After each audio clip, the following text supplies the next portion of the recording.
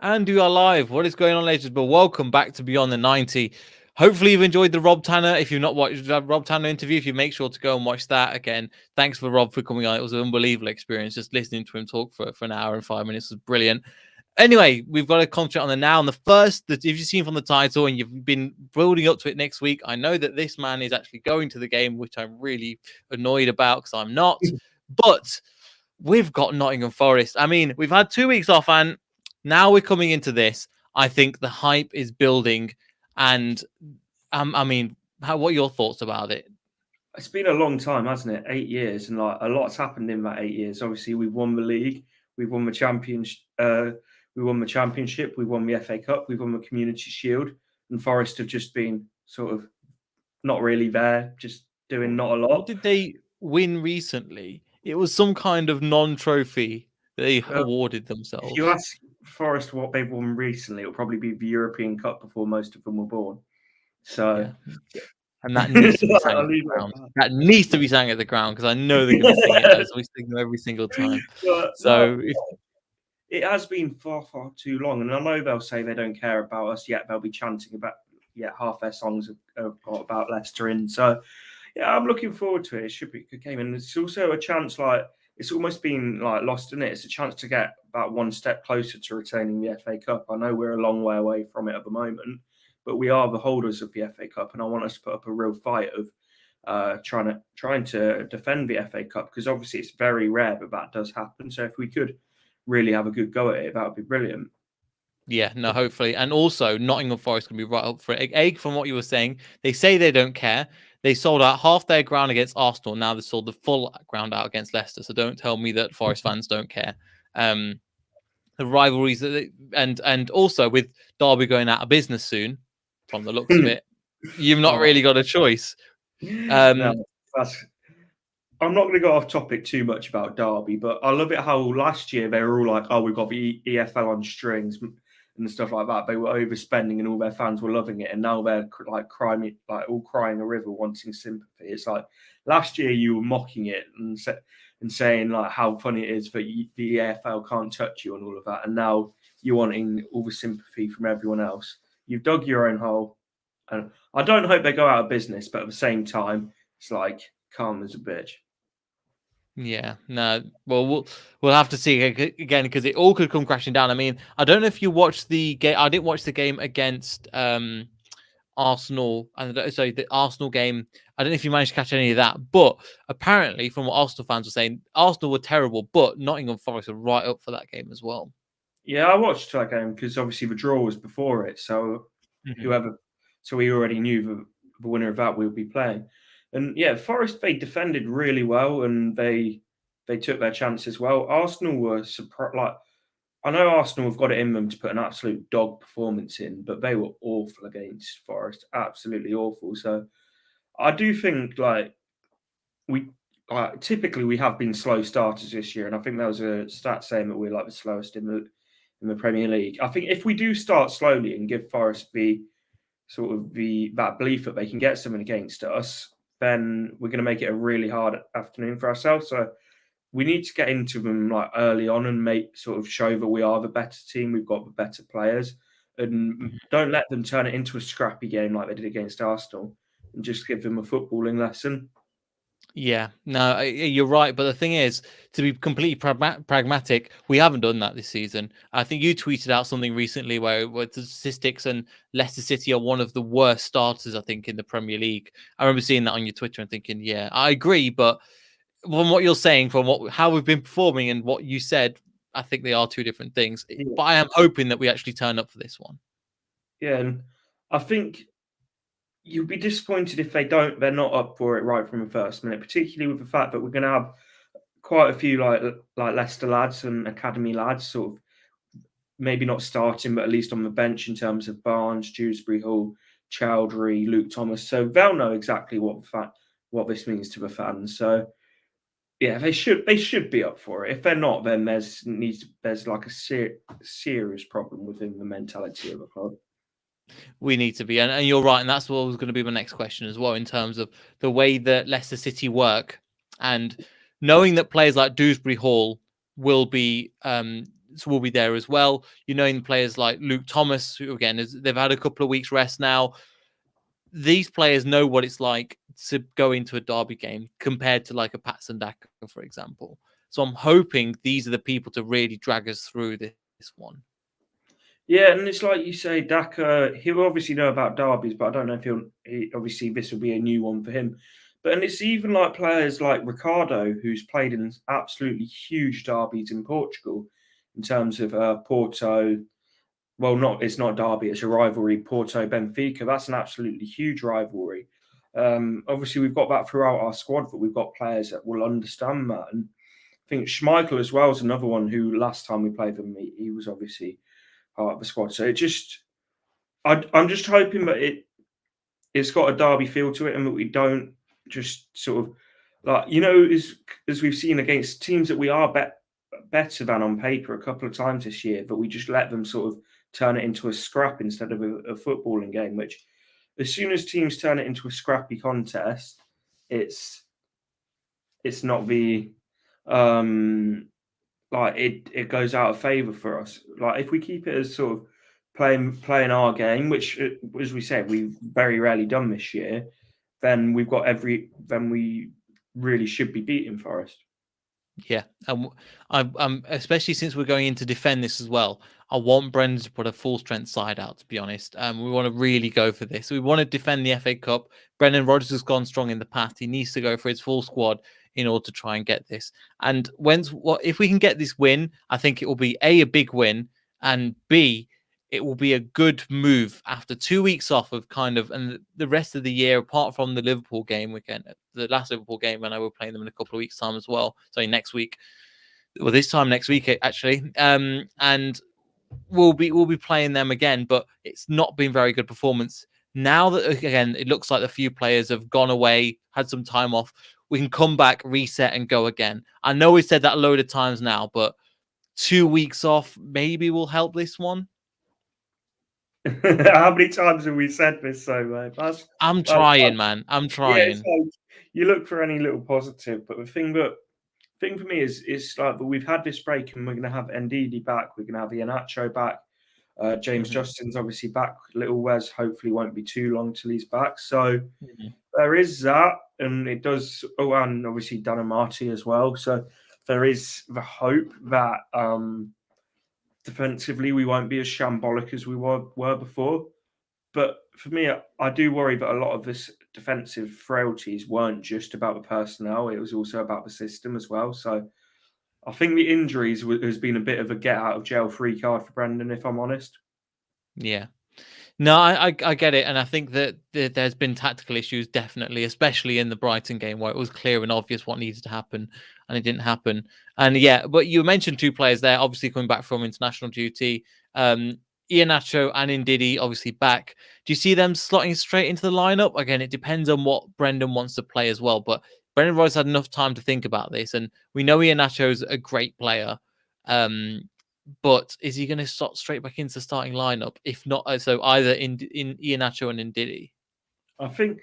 Well, to be fair, if you give me the option, I'd start Iheanacho every week. But I do think cup games, particularly, that's where we're going to see more of him. So I think if he's ready, he should be playing back. He should be back in. And then Ndidi, even if he's not like playing, if he's not playing as a centre back, which he has done the last couple of games, if he goes back into midfield, which is obviously his best position, that will help us out massively defensively. So I don't feel like it's rushing them back too quickly because they have had that bit of time. So I don't see any reason why they shouldn't start. Yeah, hopefully they will. Zach's got a question here. Evening, Zach. Hopefully you're doing all right. From again, you can follow him. I can't pronounce his Twitter name, but Zach's on Twitter as well. Fantastic guy. Been forever since play for us. Definitely. What would be your favourite moment against them? Do you have one, Ant? Knockout, just the knockout goal. Like I just think that's absolutely brilliant. And it's like I know the fact that he's gone and played for them since, but he's still more of a Leicester man than he ever will be a Forest man. And that goal, just absolutely brilliant. Yeah, I think people are agreeing with you in the comments as well. I think one thing as well for me was when Clive Clark had the heart attack at half time.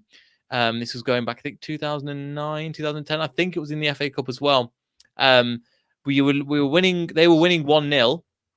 We went into the changing rooms and then we had the game cancelled. Then we played the replay at our side, and then we ended up winning the game 3-2. So they couldn't say at their ground as well. And Paul Smith walked the ball into the back of the net to go, okay, we'll have the goal. We'll have the goal back to us. So which was a nice touch, but we still beat them. So I was like, yeah, you can't do anything with them because I think they're great players. Yeah, one thing as well, I was going to look at and bring this up. The captain as well in terms of Tillemans, Ndidi, KDH, Madison's. I mean, that's a stacked midfield. I might do some stuff at the moment, but I mean that midfield that's quite stacked. But you'd have to play a diamond to get everybody in that team. Do you think? Yeah, I think The thing is, as you say, it's a stacked midfield. But I think if you play a diamond, it takes so much away from the rest of the team in terms of the width that you can provide, particularly whilst we don't have our first choice fullbacks. But that midfield itself would be brilliant. But I do think we'll go with either 4-3-3 or 4-2-3-1. Yeah, no, I definitely agree. I think they'll go for something like that. Again, I just realised my charger's not plugged in and my laptop's going to die, which is not a good sign. But yeah, we'll go for, I think, 4-3-3. We can just skip over the comments, but I think Jamie Vardy's not back. So again, I'll get that up now in terms of and then we can have a look at some of the formations we've looked at a little bit before. So again, we'll close that one. So we've gone for a 4-3-3. Is that what you'd go for, Ant? I'd go 4-2-3-1, but with the two holding mids. 4-2-3-1, like that. Wait. Yeah, two cams. cams. Strange on this website, doesn't it? But yeah. I guess that's the closest one we have in that one, though. 4-2-3-1. But these two wingers will be more out and out. Yeah, in that then more number 10s, but they'll be wingers, won't they? Yeah. So we'll probably go for Daka up front, right? Or would you put Iheanacho? Yeah, Daka up front. Okay, cool. And then through what the hell is happening with these adverts? And then who do you think will go on the right? Barnes? Yeah, Barnes. And then on the left, who would you put in there as well? So on the right, sorry. Lookman on the right. See, I like Lookman, but he just, when he was playing through the centre, when he's playing on the left, I think he looked great. But the idea of him on the right doesn't fill me with much confidence. I mean, there's all Brighton, but I think it just every time we play the formation, the right just seems weak, and it's not Lookman's fault. I just don't think he's that player that we need. Do you know what I mean? No, he's more of a left-sided player, and he can play down the middle, as you said. So I think the thing that I would like to see, we did it quite a while ago under Rodgers, is when the wingers sort of rotate and you'll see Barnes popping up on the right, you see Lookman popping up on the left, and them constantly switching over because it gives the fullback something to think about. I'd love us to start seeing that again because Barnes we know can run at people from the right hand side, and I just think that'll be something like positive to start seeing again. But we probably won't if I'm honest. But it'd be something nice to see. Yeah, I know what you mean. I think something like that will be cool. Also, kind of creating an overload, like we've done a couple. I think in Liverpool at times we were creating this overload down this left-hand side. So, for example, I think Justin would. So, I think again, I'll put Justin at right back because I'm pretty sure. I don't think anybody's gonna argue with that, really, are they? Justin right back. So if you've got Lookman and Barnes over on this left, it creates again an overload here. So maybe we can get Justin in the other side because again, even against Brighton, which wasn't a good performance, Justin was a real standout. And bearing in mind, second game back, I think even Matt Piper was saying how impressed he was with how his injury, his recovery. And bearing in mind, he's had 2 weeks off now, so I think he'll be right up for this game as well. Yeah. He's one of those. He's just going to take time to get back to full fitness, like full match sharpness and all that. And you just need to get the minutes under him. And like in that first game, second game back against Brighton, you saw those moments of brilliance for him. And I did like it the fact at the end that he did call out Brendan's tactics, saying that we were far too negative. So it shows us the type of football that JJ wants to be playing on the front foot and really going after teams. Yeah, especially in the second half, where against the Brighton, who are a good team, who I think they've had 12 draws all season though, and they could have easily got a win there. But again, they've not been the best. It was an opportunity that was missed. Even though we created more opportunities in the first half, and the second half we only really created one. So hopefully Brendan Rodgers can get it right. Another player that's kind of on form that has to play, James Maddison. I don't think we're going to complain about that. But the other two positions, this is where we get a bit, in my opinion, it gets a bit tricky. And Tillemans, and then the third one, because either way, all of these players have been playing really well. It's really hard to drop them. I would like to see, I know it's an untested pivot, but I'd like to see Ndidi and Dewsbury Hall. Interesting. That'll be a very physical double pivot. Dewsbury Hall. Yeah. Interesting. That could work, but Tillemans, for some reason, it's like Tillemans is the person that will play. And if I've got a feeling that if anybody's going to be dropped, it will be Dewsbury Hall, which I think for this game, I wouldn't like, because I think Dewsbury Hall knows how much the rivalry will be in this game. Yeah, and I think Dewsbury Hall as well. I think Tielemans absolutely brilliant player, particularly on the ball. But it's that edit. We know Forest are going to be just as we said before, like they did against Arsenal, being very competitive, turn it into a physical game. And I think that suits Dewsbury Hall more than it suits Tielemans. And then if we are struggling to break Forest down, then to have an option like Tielemans off the bench, then I think that would make sense. But the fact that we've got these options now is massive, because before you could pick our midfield with our eyes shut. But now the fact that we've got a genuine discussion about who could play, that can only be a good thing. Yeah. Is my screen frozen, or is it just me? Yeah, you've frozen, mate. Okay, I don't know why that is. That's really annoying. So I'm going to have to. Oh no, wrong one. I don't know why that is. I don't know, but it works. I can see it out and everything on my screen. I'm just going to continue like nothing happened. Vaughan's put in. Tillem's not been playing very well lately. I guess it's not too bad, all things considered. But Tillemans again he's off again. People are saying that Tillemans, he's off his game a little bit recently. So it could be something. But I can't see Brendan honestly dropping Tillemans, even though I think we both would. Nippon's in the chat. Hi, Nippon. How you doing? You're right. For some reason, I thought KDH was an attacking midfielder. He's kind of he's a high. How would you describe KDH? Because he's kind of everywhere at all times, isn't he? Box to box. Yeah. Box to box. And he can play in the pivot. He can drive with the ball. He was doing that really well against Brighton. And he was doing that really well against Liverpool when we played them as well. For some reason, my laptop is giving out on me. I'm really annoyed why that. I don't know why that's happening. And then other one as well. Jeff's here as well. Make sure you subscribe to Jeff, one of the Fox over in the US. Fox to Fox report on YouTube as well. Ever thoughts of switching Lookman and Barnes? I think we've just talked about that a little bit just before that in terms of Lookman and Barnes, but basically I think more creating an overload for that. But yes, okay, we'll go on to the back line and hopefully my camera can reappear because it's really annoying me. Do you think Ward will get a shout, or is it just going to be? Are we just going to go with who we think we're going to play with? I would give Danny Ward a game, because if he's not going to play in the cup games, he's not really going to get a game at all. And I think he's a quality backup keeper. But I think Schmeichel will play. Yeah, no, I agree. I think he's a decent enough player for that as well. Another one as well.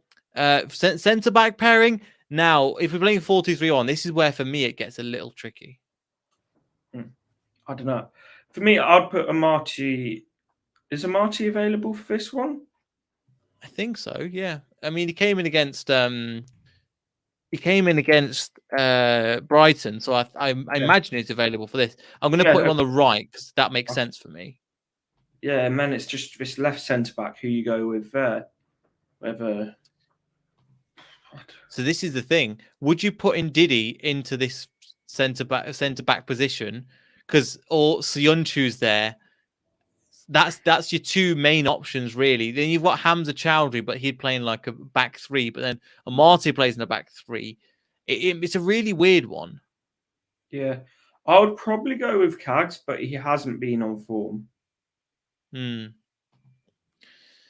Let's go again. I go with Sionchu again. Nobody's mentioning the one that we call the tree, or the thing he calls the tree. So I don't think he's going to start, and I really don't hope he start. And Brendan's not going to be. He's going to be very. What's the word I'm looking for? He's going to be good again. He's not. He's going to be stubborn against that one.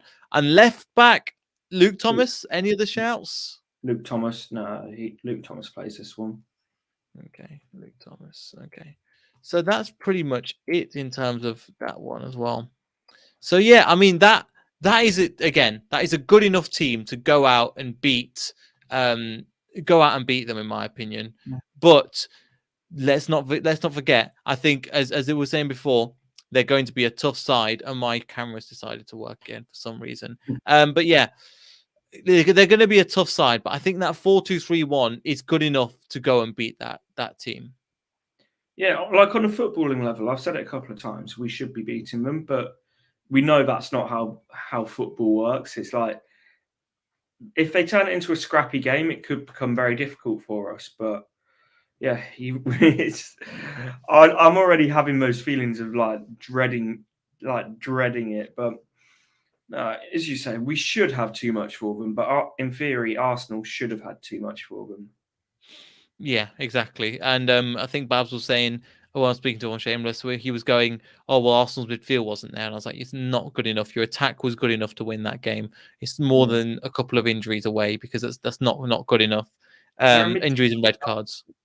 The thing is, they're a mid-table championship team, if we're being honest. Yeah. And we're not talking about Arsenal. But yes, it's one of those things. And I think the only other thing to add is that news recently, I think a couple of reputable people have tweeted this out. John Percy, I think Jason Bourne from TalkSport as well.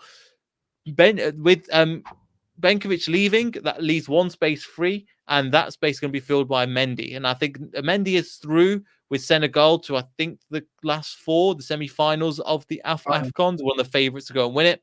But he was stretched off. I don't know if you know anything extra about that.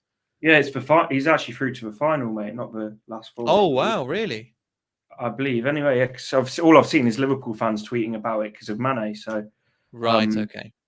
But yeah, I think he got stretched off and then then was back on the pitch though, which was really strange. But no, Mendy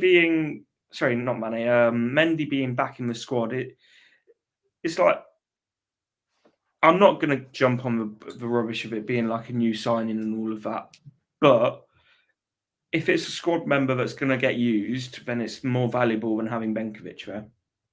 Yeah. And we've not seen anything from Benkovic, to be honest, in a Leicester shirt, apart from a couple of pre-season games.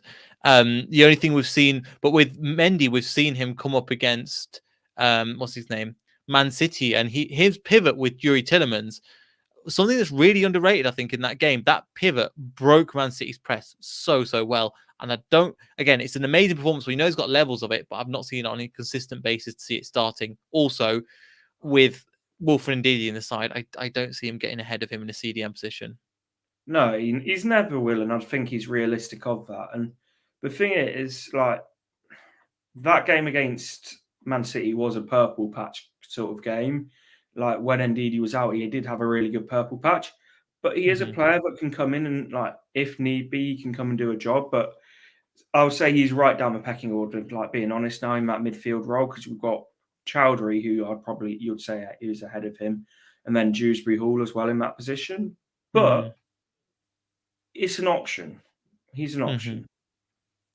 It is an option. It is an option. Apart from that, I genuinely don't think there's anything else we can add apart from let's hope we can go and defend this one, because the only other thing is that's really annoying is that Leicester have given 1,000 or 1,500 to corporate, which, I mean, I was disappointed. I really wish they gave more to the fans, because we want to turn that place into a